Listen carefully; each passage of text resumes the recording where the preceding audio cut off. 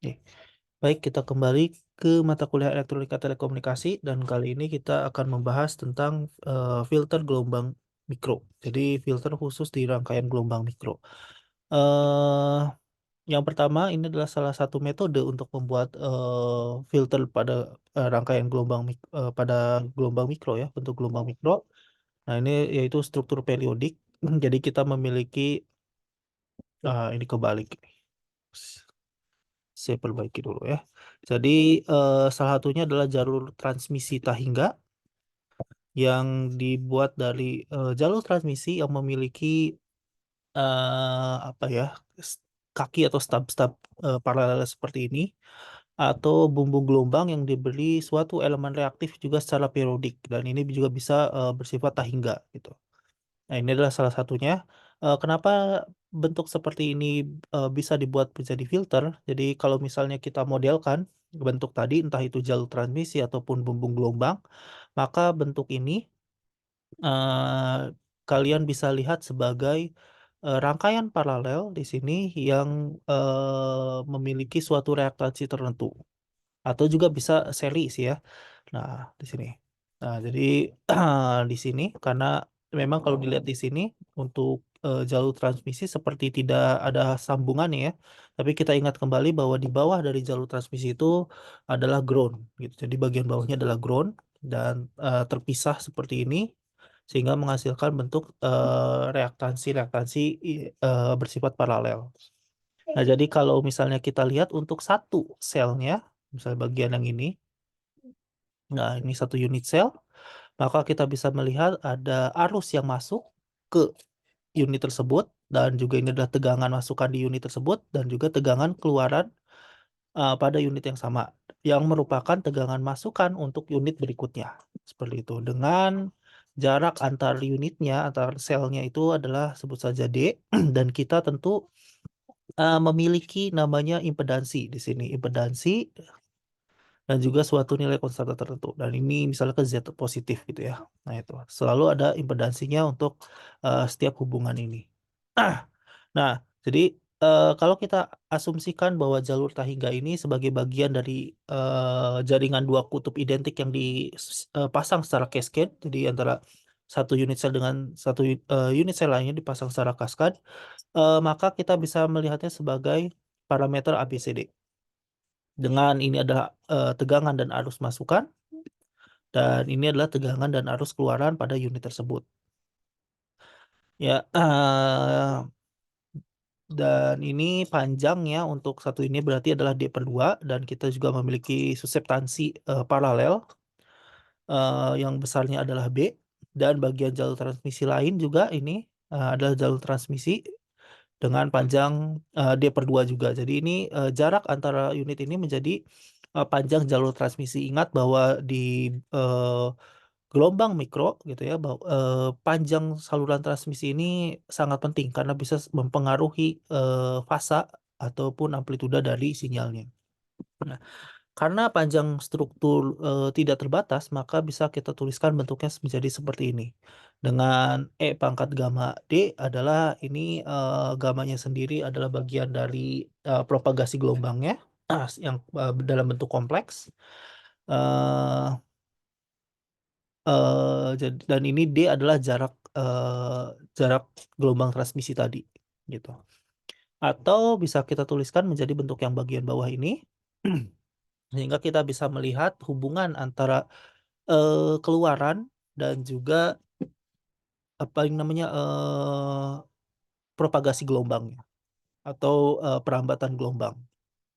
Untuk gamma sama dengan alfa ditambah J beta ya. Jadi ini konstanta propagasinya, beta dan alfa adalah atenuasi. Artinya ini tidak lossless gitu ya. Nah, maka kita dapatkan dari sini bentuknya menjadi bentuk yang panjang ini. Nah, di sini. Oke.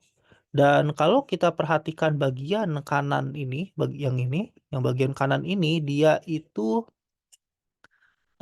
pure real, tidak ada bagian imajinernya di sini. Walaupun di bagian yang tengah ini ada bagian imajinernya, yang artinya bahwa persamaan ini bisa terpenuhi kalau kita menggunakan alfanya itu sama dengan 0 dan beta tidak sama dengan nol, atau alfa tidak sama dengan nol dan betanya bernilai nol ataupun pi.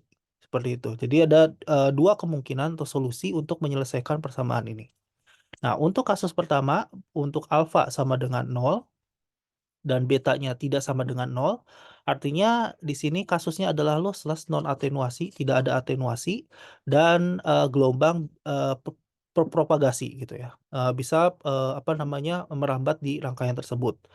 Maka bentuknya menjadi cos beta D sama dengan cos theta min B per 2 sin theta. Seperti itu. Artinya di sini kita bisa melihat bahwa bagian ini adalah bagian yang diloloskan, gitu ya. Pada kasus ini sinyal akan diloloskan atau dirambatkan. Nah, atau kita dapat mengatakan ini adalah bagian passband. Nah, untuk kasus berikutnya yaitu A-nya tidak sama dengan nol, betanya sama dengan nol atau pi, artinya di sini yang ada adalah atenuasi atau redaman, gitu. Jadi sinyal ini diredam dan tidak terjadi propagasi, gitu. Yang artinya di sini adalah bagian stop bandnya dan nilainya adalah cos alpha D sama dengan cos theta min B per 2 sin theta, ini lebih besar dari sama dengan 1. Nah, dari sini kita bisa melihat bahwa nilai untuk yang kasus pertama cos beta D ini yaitu adalah cos theta min B per 2 sin theta, dapat kita lihat bahwa karena cos ini pas band ya, stop band. Mana ya? Untuk kasus ini, nah iya ya, untuk kasus yang pertama bahwa dia nilainya tidak mungkin lebih dari 1. Jadi bagian propagasi ini dia nilainya tidak mungkin lebih dari 1. Nah, bergantung pada frekuensinya. Jadi kalau kita lihat di sini ada theta ya, beta, ini konstanta propagasi, dia adalah jarak yang tadi dan ini adalah tetanya. Yang artinya itu adalah bagian dari fasa. Nah, kita lihat bergantung pada frekuensi dan suseptansi nilai B ternormalisasi tersebut, maka dia akan menunjukkan bentuk dari passband dan stop bandnya. Dan karena kita punya bagian passband dan stop band, maka bentuk ini bentuk struktur ini kita anggap dapat dianggap sebagai filter. Nah, untuk impedansi karakteristik pada unit selnya bisa kita dapatkan dari bentuk seperti ini. Kalau unit selnya simetris, yang artinya bahwa A itu akan sama dengan D, maka bentuknya menjadi lebih sederhana. Menjadi seperti ini. Nah, ini adalah struktur tahingga ya. Nah, kenyataannya bahwa filter itu pasti akan dipasangkan dengan suatu beban tertentu di ujungnya. Nah, di sini kita akan lihat struktur periodik untuk yang terminasi, artinya kita pasangkan dengan suatu beban tertentu, maka koefisien refleksi pada beban, yaitu pada saat N ini akan sama dengan N besar, maka memiliki koefisien refleksi, yaitu besarnya adalah bentuk seperti ini. ZL yaitu adalah impedansi beban, ZB plus ini nanti ZB plusnya bagian yang ini ya. Nah, bentar, ZB, nah yang ini ZB-nya. Impedansi karakteristiknya pada suatu misal unit sel terakhir ini. Nah, min 1 dibagi ZL per ZB min 1. Nah, jika jaringan simetris yaitu A sama dengan D, maka ZB plus akan sama dengan minus ZB min atau sama dengan ZB, sehingga koefisien refleksinya menjadi ZL min ZB dibagi ZL plus ZB. Seperti itu. Nah, untuk menghindari refleksi pada struktur periodik yang terminasi, maka nilai ZL yang ini harus sama dengan ZB yang ini. Ini kan ZB ya. Nah, yaitu adalah kasus untuk ZL dan ZB adalah match gitu ya.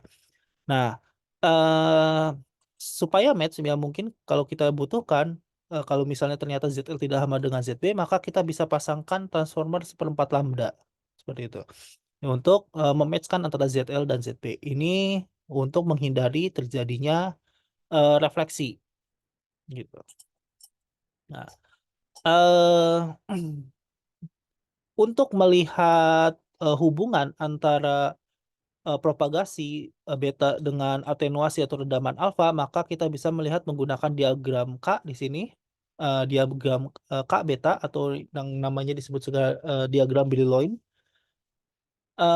yaitu hubungan dispersi gitu ya pada struktur periodik yang tadi.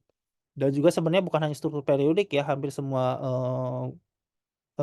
bumbung apa namanya rangkaian gelombang mikro gitu ya bisa menggunakan diagram ini. Dengan beta ini adalah sama dengan K kuadrat min KC kuadrat, atau K-nya sama dengan beta kuadrat ditambah KC kuadrat. Dengan KC adalah cut off wave number. Jadi di sini kita tidak menggunakan frekuensi tapi menggunakan wave number. Wave number itu ya sebenarnya hanya apa namanya wave number itu biasanya K ya. Berarti kalau kita punya lambda, bentar, wave number itu dari frekuensi atau dari panjang gelombang ya, per meter ya kalau nggak salah. Oh ya, berarti satu per K ya. Nah ini lambda ya, seperti itu. Jadi dan K adalah wave number pada vakum dan beta adalah konstanta propagasinya. Jadi K-nya itu ya kita melihat apa namanya wave numbernya seberapa besar, seperti itu. Nah di sini gambarannya adalah seperti ini bentuknya. Nah, jadi dia seperti parabola di sini dan ini adalah titik cut off-nya. Jadi kalau kalian bisa lihat bahwa tidak ada sinyal yang berpropagasi di bawah frekuensi cut off ini. Seperti itu. Jadi kalau K-nya lebih kecil daripada KC, maka tidak ada propagasinya. Nah, di sini bagian propagasi dan kalau misalnya di sini adalah operating point ya atau titik kerjanya, maka kita bisa melihat bahwa slope yang ini itu adalah besarnya merupakan apa ini namanya kecepatan fasa ya, kecepatan dari fasa. Sedangkan slope bagian yang ini adalah kecepatan group velocity. Saya nggak tahu bahasa Indonesianya apa ya untuk group velocity ini, bukan kecepatan kelompok, tapi ya group velocity ya kalau misalnya dilihat dari bentuk slope-nya artinya dia kita melihat dua titik K, dua titik wave number gitu ya. Nah, dilihat perbedaan antara dua titik wave number tersebut, yaitu adalah group velocity. Nah, jadi memiliki kecepatan fasa besarnya adalah omega per beta atau sama dengan C dikalikan K per beta. Jadi kecepatan fasanya itu sebanding dengan kecepatan cahaya dan dikali dengan antara wave number dibagi dengan konstanta propagasinya. Artinya dia akan lebih rendah daripada kecepatan cahaya. Sedangkan group velocity ini adalah C eh, K turunan K terhadap betanya itu sendiri. Gitu. Itu adalah group velocity. Nah, dapat dilihat bahwa cepat fasa untuk progresi model bumbung gelombang adalah tak hingga. Jadi kalau misalnya pada KC pada titik cut off-nya, maka slope ini akan tegak lurus sehingga menyebabkan frekuensi cut off-nya itu kecepatan fasanya itu menjadi tak hingga. Dan C di sini kita bisa melihat apa dan akan mendekati C gitu ya. K-nya itu semakin meningkat maka nilainya akan semakin mendekati kecepatan cahaya. Jadi wave number semakin meningkat yang artinya kalau frekuensinya semakin tinggi ya, maka dia akan K itu bentar lambda semakin rendah ya. Lambdanya semakin rendah. Ya, berarti frekuensinya semakin tinggi ya. Meningkat, wave number-nya meningkat, maka dia akan semakin mendekati kecepatan cahaya. Sebaliknya, untuk group velocity, dia akan bernilai 0 pada cut off dan akan mendekati C semakin meningkatnya K. Jadi wave number-nya semakin naik, maka eh, bilangan gelombangnya semakin naik, dia juga akan semakin cepat group velocity-nya. Nah, seperti itu. Jadi kalau misalnya kita punya banyak gelombang gitu ya, maka gelombang dengan wave number yang lebih tinggi di sini berarti dia akan semakin cepat gitu ya dalam perambatannya.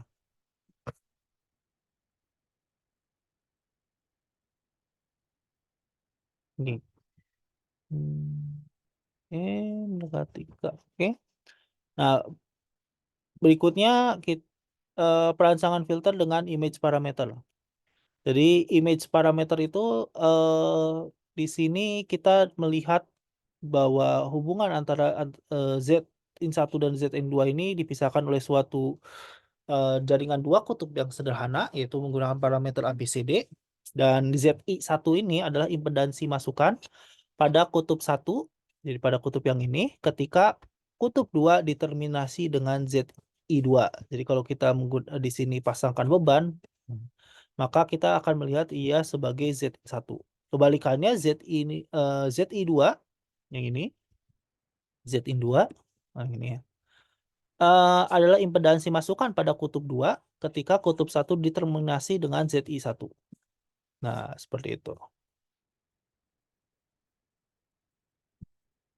Nah, jadi kalau kita ingat kembali metrik ABCD-nya, maka kita dapatkan hubungan antara tegangan masukan dan tegangan keluaran dan juga arus keluaran, dan arus masukan dan tegangan keluaran dan arus keluaran yang ini.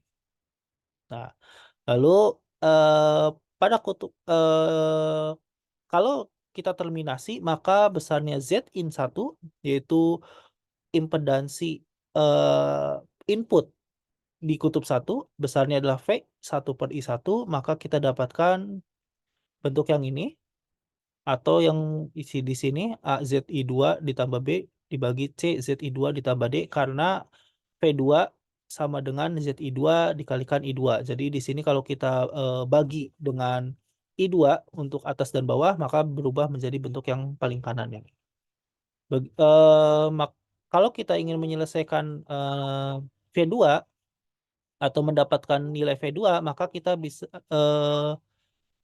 dan juga I2, maka kita bisa melakukan inverse matrik ABCD tersebut, dan juga untuk jaringan resiprokal bahwa AD min BC itu akan sama dengan 1, sehingga kita dapatkan bentuk yang ini. Nah, ini jadi ABCD, matriks ABCD untuk kita melihatnya kebalik gitu ya. Dari port 2 ke kutub 2 ke kutub 1. Nah, impedansi masukannya yaitu Zin2, maka kita dapatkan bentuk yang ini juga. Dengan V1 sama dengan min Zi1 dikalikan I1, karena ini arah I1-nya dia kebalik ya, maka dia menjadi negatif. Seperti itu. Nah, yang kita harapkan bahwa adalah Zin1 akan sama dengan Zi1. Jadi Zin1 ini impedansi karakteristik untuk rangkaian rangkaian jaringan dua kutub ini sama dengan Zi1, yang artinya adalah bebannya match ya, seperti itu. Dan Zin2 juga sama dengan Zi2. Sehingga kita masukkan rumus yang sebelumnya, maka kita dapatkan untuk Zi1 impedansi karakteristik jaringan dua kutub tersebut adalah akar AB per CD, dan Zi2 akan sama dengan akar BD per AC. Dengan Zi2-nya itu sama dengan D dikalikan Zi1 dibagi dengan A. Nah, kalau jaringannya simetris, maka A-nya akan sama dengan D. Jadi kalau A sama dengan D di sini, maka Zi2 itu akan sama dengan Zi1-nya. Jadi bisa lebih sederhana lagi. Nah, sekarang rangkaian yang tadi itu hanya ada bebannya saja gitu. Belum ada sumber tegangannya. Tentu kalau kita membicarakan filter pasti ada sumber masukannya. Maka kalau kita pasangan dengan suatu sumber tegangan, misalnya seperti ini, maka tegangan keluar pada kutub 2 atau V2 bisa kita tuliskan dalam bentuk seperti ini. Ini ya sama dari rumus ABCD sebelumnya ya, V2 ya. Atau menjadi D dikurangi B per Zi1 per V1 gitu. Ini tinggal V1-nya dikeluarin aja sebenarnya. Nah, dengan rasio tegangan antara keluaran dengan masukan atau V2 per V1 bentuknya akan menjadi seperti ini. Oke, ini adalah rumus-rumusnya. Jadi dengan memasukkan nilai-nilai ini, maka nanti kita bisa membuat suatu filter. Tentu nanti parameter ABCD ini akan kita ganti dengan lam sirkuitnya dulu ya. Jadi bisa dalam bentuk induktor ataupun resistor.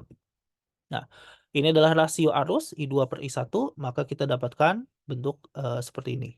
Akar A per D kali akar AD min akar BC.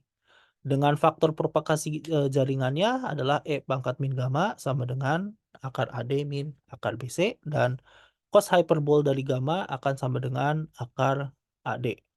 Nah, jadi kalau, dua tipe penting dari jaringan dua kutub kalau kita ingat kembali adalah ada rangkaian T dan rangkaian pi yang dapat dibuat dalam bentuk simetris. Nah, ini adalah, kalau kita ingin menggunakan image parameter untuk jaringan T dan pi, maka kita bisa pasangkan ini, misalnya untuk yang T, jadi yang sebelah sini adalah per 2 dan juga ini dibuat, resiprokal Z1/2 lagi, dan di bagian paralelnya adalah Z2. Atau ini yang bagian pi, 2Z2 sama dan juga Z1. Nah, nilai Z1 dan Z2 ini tergantung dari apakah dia, nah ini ya, didapatkan dari parameter ABCD yang ini. Nah, jadi A itu sama dengan 1 plus Z1/2Z2 untuk, T-network ya, jaringan T, jaringan, pi juga sama, tapi yang B-nya ini beda. Nah, sebenarnya hampir kebalikannya ya. Nah, Z parameter dan ini menggunakan, Y parameter. Image impedance-nya yaitu bentuknya seperti ini, akar Z1 Z2 dikali 1 plus Z1/4 Z2 dan seterusnya. Nah, oke. Nah, jadi itu untuk, mendapatkan, nilai-nilai A, B, C, D, dan juga impedansi dari rangkaian pi ataupun rangkaian, T-nya. Nah, berikutnya kita akan melihat atau, menentukan, eee, apa namanya, filter gitu ya, dari dari bentuk rangkaiannya. Misalnya kita menggunakan rangkaian T yang ini, ataupun rangkaian pi, ini adalah, ini berarti low pass filter ya, low pass filter karena Eee, pada frekuensi tinggi induktor akan bersifat sebagai open circuit yang menyebabkan, tidak akan ada arus yang mengalir, seperti itu. Nah, ini pun sama, jadi kedua-duanya ini adalah high pass filter, sorry, low pass filter ya, low pass filter, karena pada frekuensi tinggi dia tidak ada yang mengalir, seperti itu, low pass filter. Nah, jadi, LPF dengan Z1-nya artinya adalah J omega L. Dan Z2-nya adalah 1/J omega C. Jadi kalau kita ingat kembali, ini adalah Z1 untuk, Z1 itu yang di bagian atasnya, dan Z2 adalah bagian yang paralelnya, maka Z1 sama dengan J omega L bisa kita masukkan ke bagian sininya. Nah, ini J omega L ya. Ya, bisa diserahkan dengan nilai, Z-nya. Nah, ini misalnya L/2 dan ini adalah L dan ini adalah C/2 dan, ini juga C/2. Dan Z2-nya adalah 1/J omega C. Maka image impedance yaitu ZIT-nya tergantung apakah dia T-network atau P-network, jaringan T atau P. Nah, misalnya kita, menggunakan, T-network dulu, jaringan T yang ini. Nah, jaringan T dulu, maka kita dapatkan, image impedansinya adalah akar L per C dikalikan akar 1 min omega kuadrat LC/4. Nah, di sini kita bisa menentukan frekuensi cutoff itu dengan menghitung besarnya adalah 2 dibagi akar LC. Jadi, low pass filter ini kita bisa menentukan di mana frekuensi cutoff-nya dengan, menentukan nilai L dan C-nya. Nah, sedangkan impedansi karakteristiknya R0 adalah akar L per C, yaitu adalah wave number-nya. Nah, karena K itu adalah nilai konstan, maka kita bisa menuliskan bahwa ZIT sama dengan R0 dikalikan 1 min omega kuadrat per omega C kuadrat. Dengan ZIT sama dengan R0 untuk omega sama dengan 0. Jadi, nilai image impedansi itu akan sama dengan, impedansi karakteristik pada omega sama dengan 0 atau pada frekuensi rendah. Sedangkan faktor propagasi besarnya adalah seperti ini. Nah, nah di sini, kita punya 2 kasus gitu ya. Yang pertama pada saat omeganya kurang dari omega C, dan kedua pada saat omega lebih dari omega C. Pada saat omega kurang dari omega C, kita bisa melihat bahwa omega kurang dari omega C, omega kurang dari omega C. Artinya omega kuadrat per omega C kuadrat akan bernilai kurang dari 1. Berarti ZIT dia akan bernilai real. Nah, di sini akan bernilai real. Nah, namun di gamanya dia akan bernilai imajiner. Imajiner. Nah, seperti itu karena ini akar di sini akan lebih dari apa namanya? Nilainya akan negatif ya. Ya, ini akan negatif sehingga menyebabkan dia menjadi imajiner seperti itu. Artinya kalau misalnya dia terdapat bagian impedansinya adalah real, maka akan terdapat gelombang yang diteruskan atau dipropagasikan seperti itu. Sedangkan ini bagian imajiner dari propagasi adalah bagian yang bagian yang propagasikan kan, karena apa namanya, betanya tidak nol. Justru yang alfanya yaitu yang nol, seperti itu, yang artinya tidak ada atenuasi atau lossless. Nah, berikutnya adalah untuk kasus omega lebih besar dari omega C. Nah, kan ya ini karena low pass juga ya. Kita lihat bahwa saat omega lebih besar dari omega C, ZIT menjadi imajiner. Nah, seperti itu.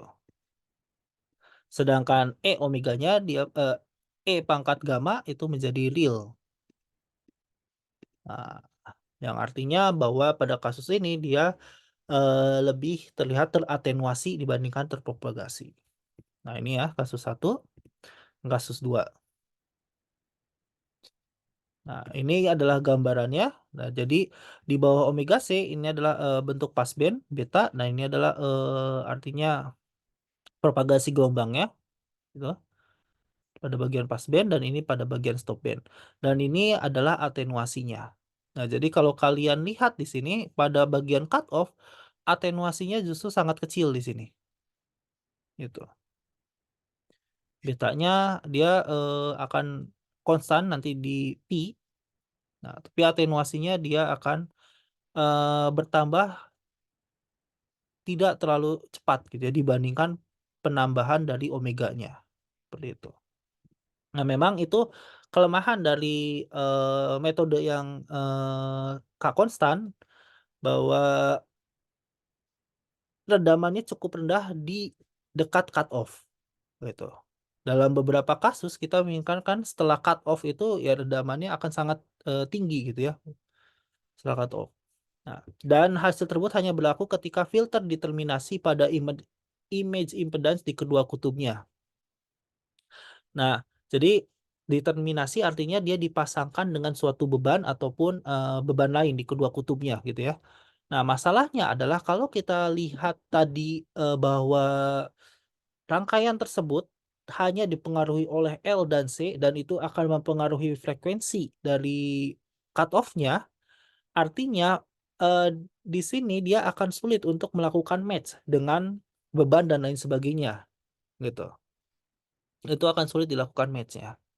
Artinya butuh tambahan lain gitu ya untuk melakukan match dengan bebannya. Nah, jadi itu dua kelemahan ini yang apa namanya yang ada pada metode K konstan. Nah, untuk high pass, nah bentuknya sama, jadi ini high pass. Jadi untuk T kapasitornya yang berada di bagian atas, bagian seri, dan induktornya yang berada di bagian shunt atau paralel. Seperti itu. Ini adalah R0-nya dan omega C-nya bentuknya seperti ini. Jadi agak sedikit beda dengan yang low pass.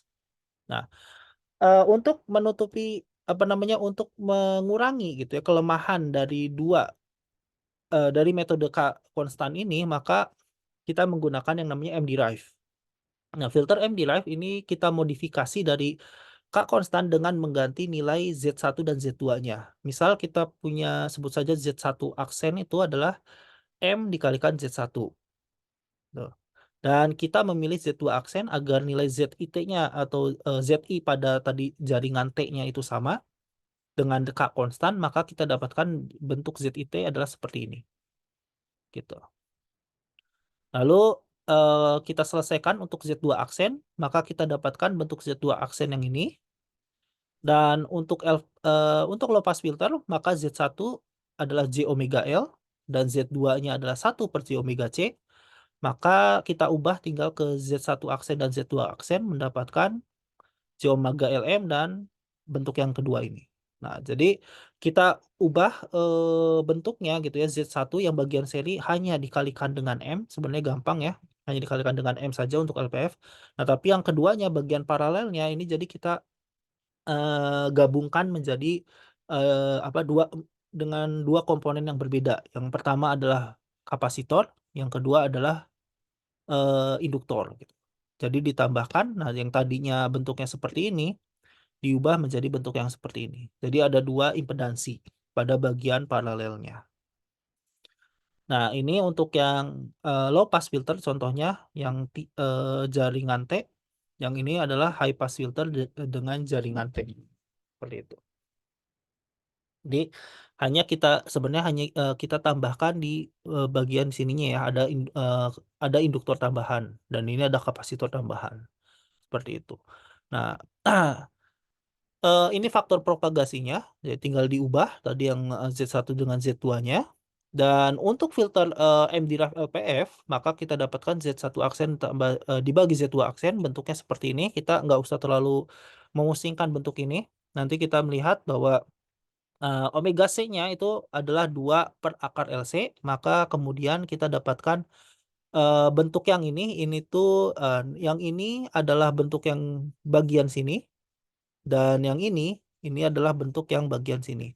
Jadi sebenarnya kita hanya ingin melihat eh, di bagian mana gitu ya kita bisa mempropagasi nilai-nilai mempropagasi dari nilai-nilai yang ada gitu ya. Jadi si gelombang itu propagasinya di bagian mana.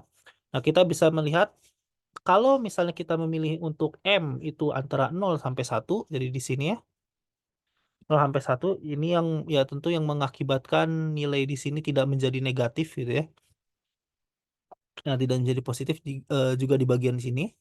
Nah, jadi untuk menghindari bagian imajiner, maka pangkat gamma atau bagian propagasinya itu adalah real. Jadi nilai M ini kita buat tetap untuk nilainya antara 0 sampai 1 gitu. Sorry, lebih besar dari 0 dan lebih kurang dari 1. Tidak termasuk 0 dan 1-nya gitu. Jadi kalau misalnya 1 ini pasti jadi nanti jadi positif di bagian sini dan ini adalah negatif gitu. Sehingga ini menjadi bagian imajiner.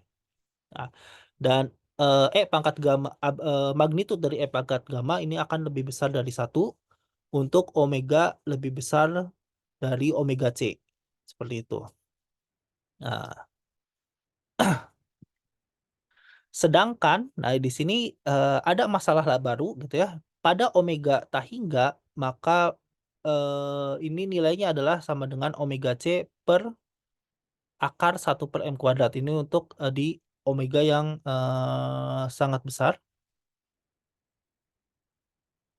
Nah, karena dari itu maka bentuknya untuk yang M derive atenuasinya gitu yang ini. Nah, jadi dia di dekat cut off-nya itu sangat tajam, tetapi ada suatu nilai omega tahingganya di sini, omega tahingga ini yang menyebabkan dia kemudian turun sini. Jadi ini ada suatu pole gitu ya, lalu kemudian turun. Jadi apa namanya pada omega yang bernilai tahingga ini, yaitu di titik tergantung dari nilai M-nya. Jadi sebenarnya pole yang menyebabkan nilai tahingga ini disebabkan bisa kita tentukan dari nilai M-nya. Lalu kemudian dia atenuasinya turun. Ini yang tentu kita tidak inginkan bahwa untuk low pass, atenuasi atau redaman itu turun di frekuensi yang sangat tinggi. Seharusnya kita redam juga di frekuensi yang sangat tinggi. Yaitu kelemahan dari M derive. gitu. Berbeda dengan K konstan, atenuasinya dia memang lambat naiknya gitu ya di sekitar cut off. Jadi setelah cut off itu dia lambat. Tapi di omega tahingga itu dia tetap naik gitu, semakin tinggi. Nah, untuk menanggulangi untuk mengurangi masalah ini, maka dibuatlah rangkaian berikutnya, ini metode berikutnya yang dinamakan sebagai respon composite. Ini sebenarnya gabungan antara konstan K dengan M-derive. Nah, jadi kelebihannya respon cut-off tadi sangat tajam, kekurangannya redaman menurun untuk omega menuju tahingga. Nah, tapi M-derive ini kita bisa cascade gitu ya dengan konstan K untuk mendapatkan respon redaman komposit tadi. Jadi kita gabungkan antara M-derive dengan konstan K. Jadi kelebihan redaman yang tajam dari M-derive ditambah dengan redaman di tahingga yang tinggi pada K konstan itu kita gabungkan. Nah, dan keuntungannya berikutnya adalah kita bisa mendapatkan suatu nilai yang matching itu ya, matching impedance-nya bisa dibuat lebih matching walaupun mungkin sebenarnya tidak sampai optimal ya, hanya suboptimal gitu ya. Dengan menentukan atau mengubah-ubah nilai M gitu. Jadi kita punya satu derajat kebebasan di sini itu parameter M yang kita bisa tentukan untuk melakukan membantu matching. Nah, contohnya di sini jadi hubungan antara impedansi karakteristiknya dengan nilai M gitu pada passband ya. Ini hanya pada passband. Jadi dengan nilai M sama dengan 0,6 di sini kita bisa melihat cukup mendekati dari nilai impedansi karakteristiknya. Jadi cukup matching gitu. Makanya ini banyak yang memilih kita di M-nya adalah 0,6. Nah, image impedance antara K konstan dan M-derived rangkaian T atau ZIT itu sebenarnya tidak match dengan ZIP. Jadi kalau kita ingin mengkaskadkan antara K konstan rangkaian T untuk M-derived dan juga Z rangkaian Pi M-derived gitu ya, maka kita harus menghubungkan dengan suatu rangkaian matching yaitu menggunakan rangkaian pi yang terpotong. Nah, bentuknya seperti ini. Jadi ini rangkaian pi sebenarnya. Pi kan sebenarnya ada seperti ini, tapi kita potong gitu. Kita potong jadi hanya seperti ini untuk menggabungkan antara ZI1 yang berupa ZIT dengan ZI2 yang berupa ini adalah ZIP gitu. Karena kita ingin melakukan kaskade ya. Nah, maka nilai ABCD yang didapatkan bentuknya adalah seperti ini. Nah, ini ya.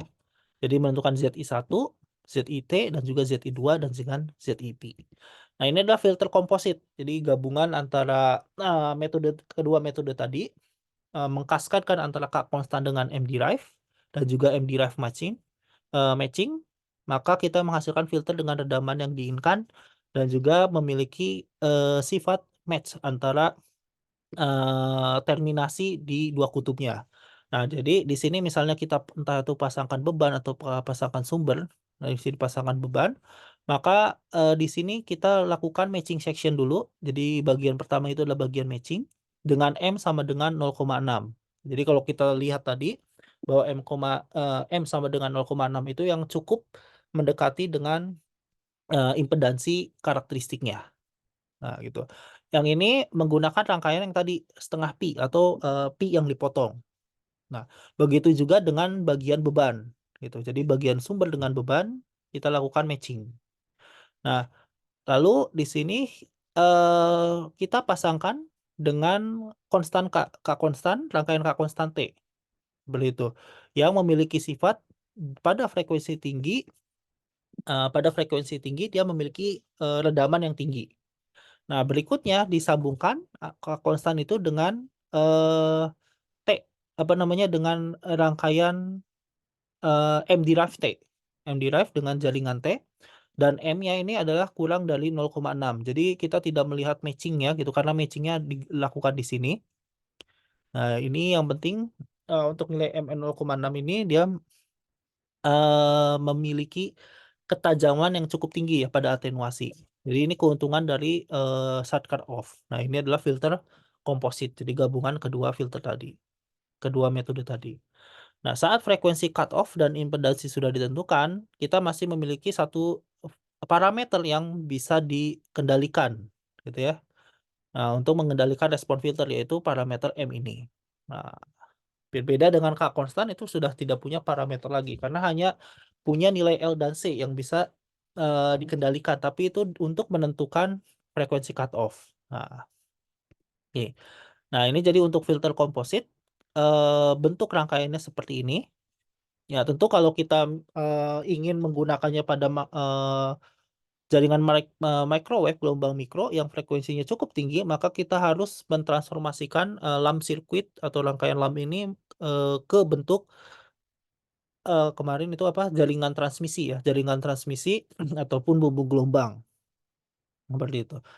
Nah, ini konstan K untuk T section, ini berarti low pass ya, ini high pass, konstan K. Nah, jadi rangkaiannya konstan K berarti yang ini. Nah, bentuk rangkaiannya seperti ini. M derived T section untuk sharp-nya, nah bentuk rangkaiannya seperti ini. Nah, nilai-nilainya nanti tinggal kita dapatkan. Setiap section itu nanti kita harus tentukan nilainya.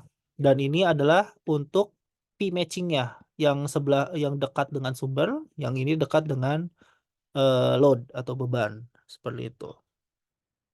Nah, contoh gitu untuk kita merancang komposit low pass filter, kita inginkan frekuensi cutoff-nya di 2 MHz dan impedansinya adalah 75 ohm. Impedansi ini RO-nya berarti ya, impedansi karakteristik. Dan pol redamannya itu di pol redaman tahingganya atau omega tahingga itu pada 2,05 MHz. Seperti itu. Jadi supaya pada frekuensi cutoff 2 MHz dia langsung naik tinggi hanya di sekitar berapa?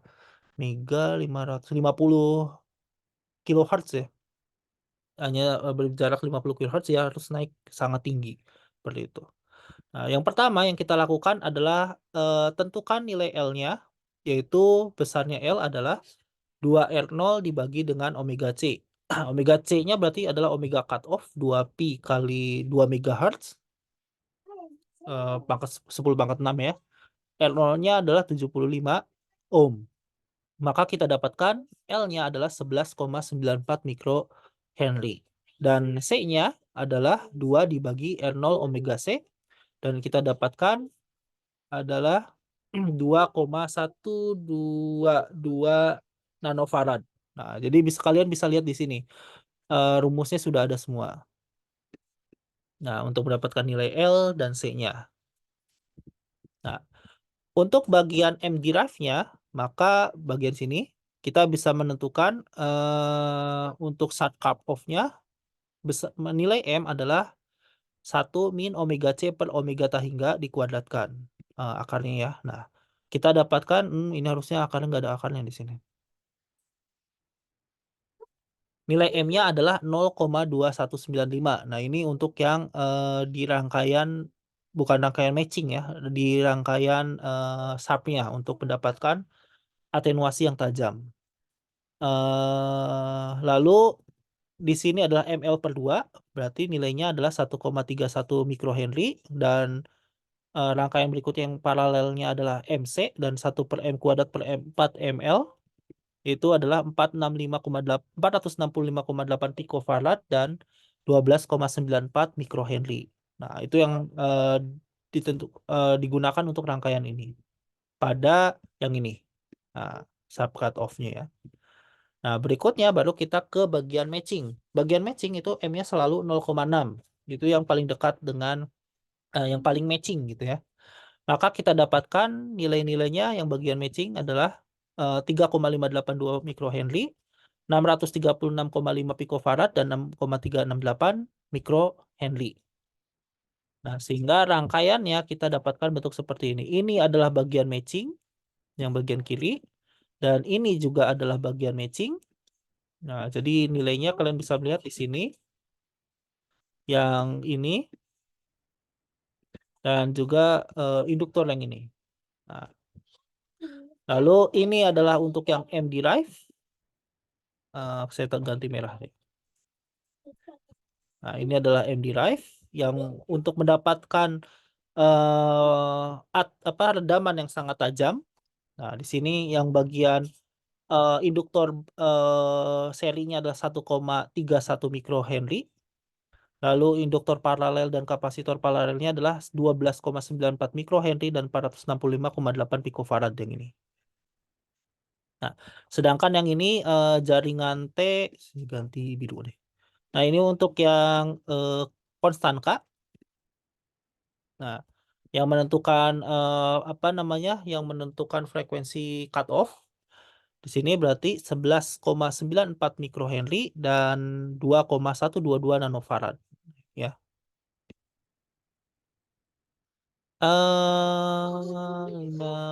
Oh ya, di sini itu kalau nggak salah bagian ini dia dibuat, oh ya, L per 2 ya ini ya.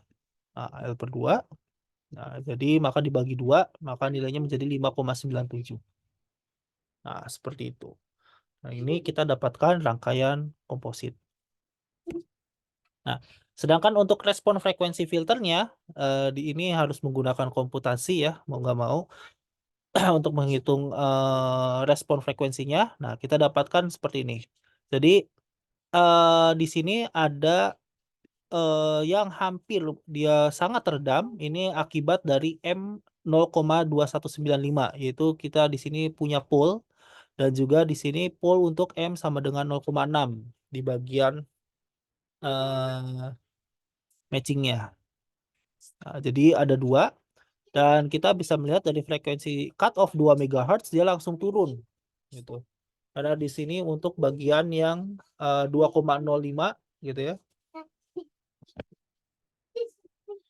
Nah, jadi ada 2 pole, dan ini menyebabkan terjadinya penurunan yang tajam setelah cut off gitu ya.